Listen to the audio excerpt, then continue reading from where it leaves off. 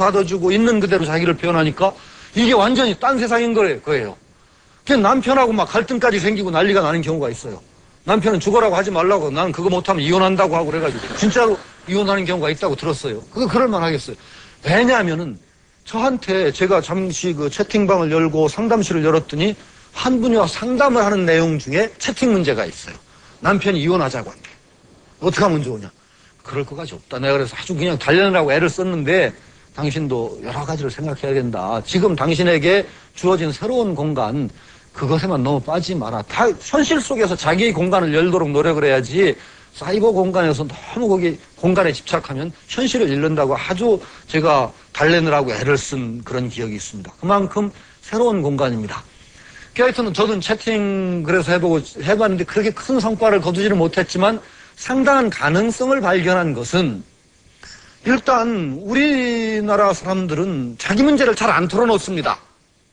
그런데 점괘를 떡 제시하고 점괘를 이렇게 뽑아주고 이런 건데 어떻게 생각하십니까? 그러면 말이 잘 나와요. 술술술 나와요. 그러니까 도구로서는 상당히 이게 쓸모가 있겠다라는 그런 생각까지는 하고 그 뒤로는 뭐 제가 눈코 뜰 사이가 없이 바빠지는 바람에 그 팬들 관리도 전혀 못하고 지금 뭐 이렇게 하고 있습니다. 자, 그 얘기는 이제 일단 각설하고 해면심입니다. 일단 전 시간에 점이라는 것의 어떤 의미를 얘기했으니까 이번 시간에는 의리 쪽에 초점을 맞춰가지고 한번 얘기를 해보도록 하겠습니다. 의리라고 하면 우리가 살아가는 올바른 도리, 도덕 법칙 이것을 중심으로 하는 것일 겁니다. 주역은 길함을 얻으려는 겁니다. 길함, 길하다, 흉하다 그러죠. 길흉, 길흉, 화복이라고 이제 길흉 화복이라고 하는데 흉을 피하고 길로 나아가려는 것이 일단 정의 목표입니다. 흉한 상황이라면 어떻게 하면 가장 흉함을 줄이느냐를 목표로 삼고 어떤 기륭의 선택이 필요할게요. 이것이 길하냐 저것이 길하냐 할 때는 길한 쪽을 선택을 해서 좋은 결과를 보려고 하는 것이 점의 목표죠. 그런데 일단 무조건적으로 길함만을 추구하느냐 그게 아니라는 겁니다. 단지 결과로서 좋은 길함만 오면 되느냐 그런 게 있을 수가 없다는 겁니다. 주역은 반드시 올바름과 길함이 합치돼야 됩니다. 정만은 얘기하지 않고 보통 주역은 중정을 얘기합니다. 중과 정을 통해서 길함을 획득한다라는 것이 주역의 목표죠. 단순히 목표만을 문제 삼는 것이 아니라 올바른 방법과 수단과 절차를 거쳐서 자기가 놓인 상황에서 가장 올바른 선택, 올바른 처신을 함으로써 길한 것을 얻어야 된다는 겁니다. 이게 왜 중요하냐면은 우리 지금 현실에서 또 굉장히 저는 이게 중요한 문제라고 생각합니다. 우리들은 참 바쁘게 살아오다 보니까 지금 우리가 단지 목적만을 염두에 두고 목적만을 생각하고 올바름을 통해서 길함을 좋은 결과를 얻어야 된다는 생각들을 우리가 안 합니다. 우리 국민들이. 참 굉장한 문제입니다. 여러분들 한번 반성해 보세요. 하면 된다는 구호가 있죠? 하면 됩니까? 좋아요. 그 굉장히 좋은 자신감입니다. 그런데 제가 한번 도둑질도 하면 돼요? 뭔 짓을 해도 하면 돼요? 안 되면 되게 하라는 말도 있어요. 안 되는 일을 되게 하면 돼요? 되게 될 수도 있죠. 아주 저는 그 자체를 나쁘다고 말하지 않는 겁니다. 하면 된다는 자신감 굉장히 중요합니다. 그 자신감으로 우리가 그 일제강점 36년을 그 시련을 겪고 민족 상잔의 아픔을 겪고 그리고도 일어섰습니다. 저는 우리나라가 대단한 나라라고 생각을 합니다. 혹시 앞으로 제가 하다 보니까 여러분들 혹시 앞으로 저희 나라라고 하지 마세요. 너무 겸손을 그냥 발휘하다 보니까 나라도 우리나라도 저희 나라라고 하는 분이 있는데 아주 거북해.